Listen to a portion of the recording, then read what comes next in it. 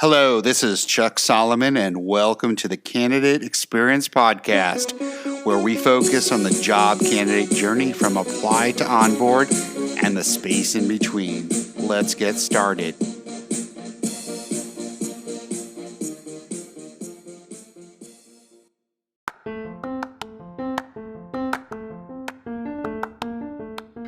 You care about the candidate experience, but have you ever wondered exactly how to bring your company to that next level and offer a world-class experience to your candidates?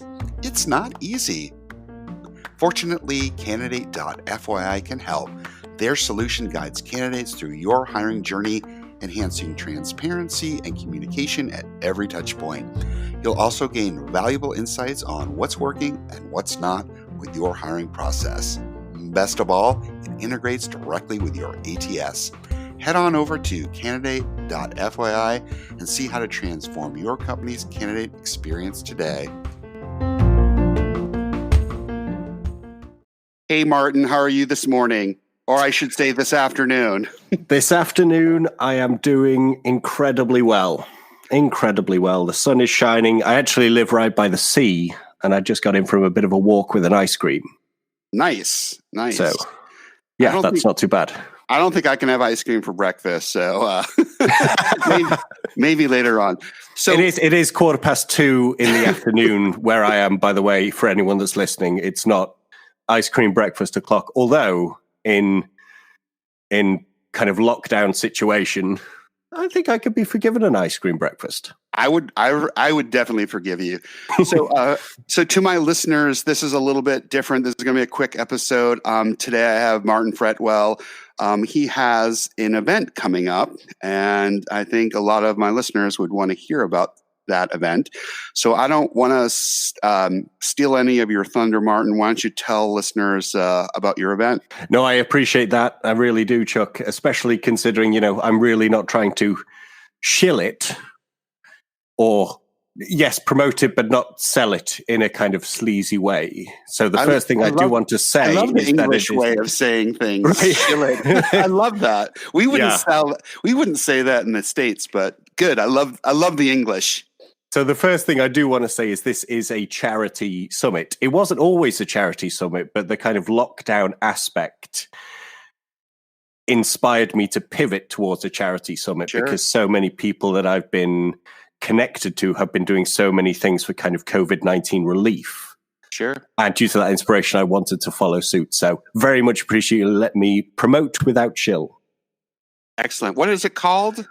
It is called the HR Voice Summit, and it's a virtual summit that was actually always intended to be virtual. Mm-hmm. So it's been kind of in the preparation for the last 6 months, and the idea is it's designed to kind of represent this idea of the HR professional putting themselves first. So kind of filling their own cup, getting a seat at the table, finding their voice within an organization, so that they can fill their own cup and lead from a position of kind of putting their oxygen mask on first, if you Understood. Like. What I know it's coming up. What is the actual date of it?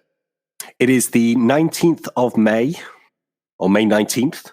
Sure. Run through to the 21st. Excellent. But the content is actually available for longer than that. That's just kind of like the free to access, free pass live portion. Sure. How did you come? What's the backstory on this? How did you come up with this event? Well, so I've always kind of believed, and it's what inspired me to kind of get into HR events in the beginning. So I've been doing in-person events for the last 5 years, and I've always believed that HR as a function has the power to impact more people's lives than any other function. In fact, I think like the HR mission, when you take away a lot of the kind of excess, it's ultimately to give employees a happier work environment. And I think that's an amazing mission. But agreed. In the time that I've been doing events, I've kind of discovered that HR practitioners don't tend to put themselves first. Like it could be a very lonely place. Everybody knows who you are, but that certain kind of like that HR police idea means that you might not always be trusted. Sure. And I think the natural empathetic nature of a HR leader means that they don't often put themselves first. So I wanted to kind of create something that, instead of going into some of the cliche topics like the future of work, not that there's anything wrong with that, but I wanted to do something different. So instead, tell the stories of amazing HR leaders who have put themselves first, what that's meant for them, and how they've been able to lead better as a result of doing that. And I'd like to give you one example, if I may. Sure. So one of my favorite stories is Nessa Johnson, who's the EVP of HR at Edelman. Mm-hmm. And so the kind of way it works is that at the end of 2017, she was 5'1" and nearly 300 pounds. Now, she's still 5'1". Couldn't change that, but she's 120 pounds lighter. Wow. And she doesn't mind me saying that, fortunately. But I just think it's an amazing story because she started to put herself first. She took control of her own kind of health story. She set up networks and accountability partners. And she also talks about what that's meant for her daily energy levels and her confidence to be a better leader. Sure. Great story. It's a good one. It's a good one. It was, I feel very fortunate that I'm in part able to help her tell it.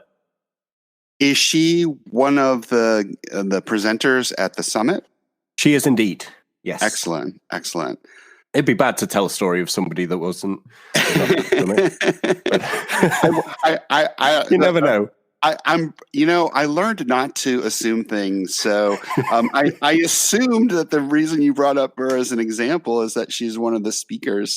So I'm just confirming my assumptions. So she's one of many, and she's absolutely tremendous and such an inspiration.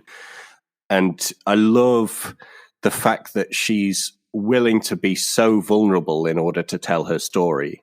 And that vulnerability has allowed her to own her story, which has given her a voice. Sure. And that's ultimately kind of what the summit's all about. Excellent.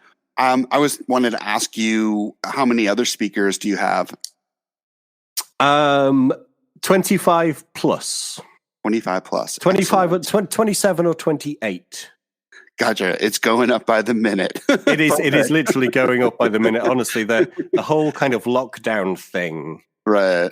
It didn't change the model or change the idea, but it did inspire me to kind of do a little bit more. So I brought on a couple of additional speakers to broaden the horizon. Like, for example, when I was doing the editing process,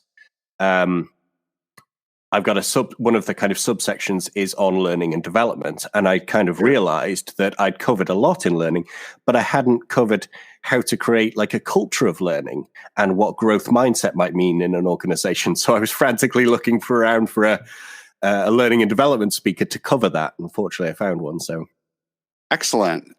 I'm glad you're adapting as things changed. I'm glad that we ran across each other and stuff, and I'm looking forward to the event as well. Can you tell folks how they can learn more and sign up? Yes. So the event is called the HR Voice Summit. So the URL to sign up is hrvoicesummit.com.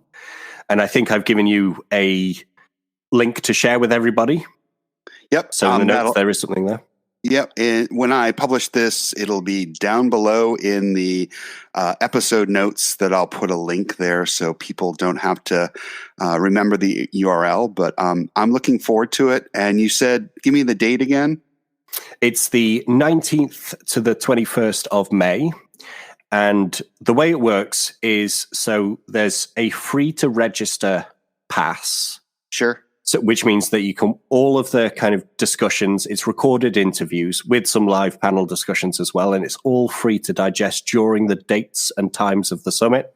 So for that 72 hours, you can watch as much or as little as people like.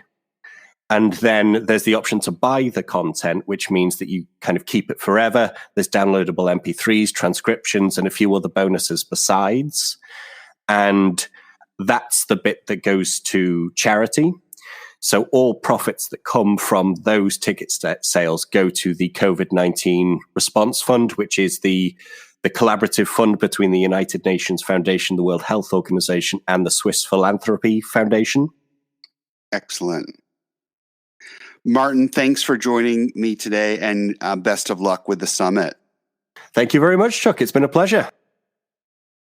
Thanks for listening to the Candidate Experience podcast. You can reach out to us via our website, thecx.xyz.